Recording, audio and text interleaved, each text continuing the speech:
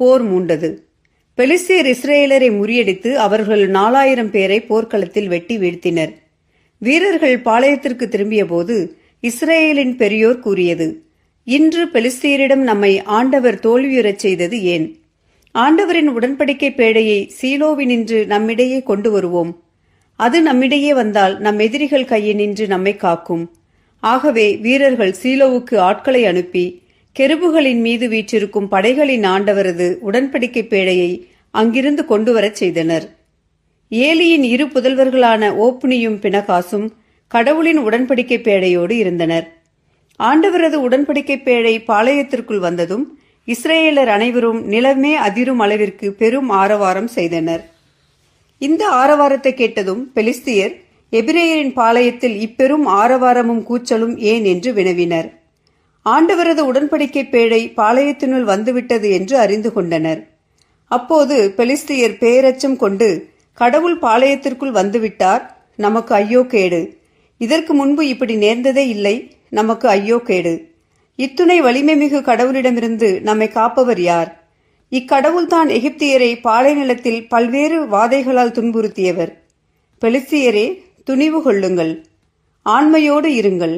எபிரேயர் உங்களுக்கு அடிமைகளாக இருந்தது போல நீங்களும் எபிரேயருக்கு அடிமைகளாக ஆகாதபடிக்கு ஆண்மையோடு போரிடுங்கள் என்றனர். பெலிஸ்தர் மீண்டும் போர் தொடுத்தனர். இஸ்ரேலர் தோல்வியுற அவர்களில் ஒவ்வொருவனும் தன் கூடாரத்திற்கு தப்பியோடினான். அன்று மாபெரும் உயிர்ச்சேதம் ஏற்பட்டது.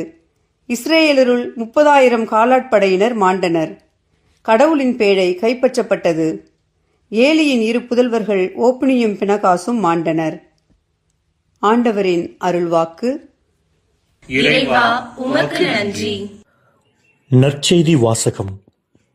மார்க்கு எழுதிய நற்செய்தி அதிகாரம் 1, இறை வார்த்தைகள் 40 முதல் 45 வரை. ஒரு நாள் தொழுநோயாளர் ஒருவர் இயேசுவிடம் வந்து, நீர் விரும்பினால் எனது நோயை நீக்க உம்மால் முடியும் என்று முழந்தாள் படியிட்டு வேண்டினார். இயேசு அவர் மீது பரிவு கொண்டு தமது கையை நீட்டி அவரை தொட்டு அவரிடம், நான் விரும்புகிறேன், உமது நோய் நீங்குக என்றார். உடனே தொழுநோய் அவரை விட்டு நீங்க அவர் நலமடைந்தார். பிறகு அவரிடம், இதை யாருக்கும் சொல்ல வேண்டாம், கவனமாயிரும். ஆனால் நீர் போய் உம்மை குருவிடம் காட்டி நோய் நீங்கியதற்காக மோசே கட்டளையிட்டுள்ள காணிக்கையை செலுத்தும். நீர் நலம்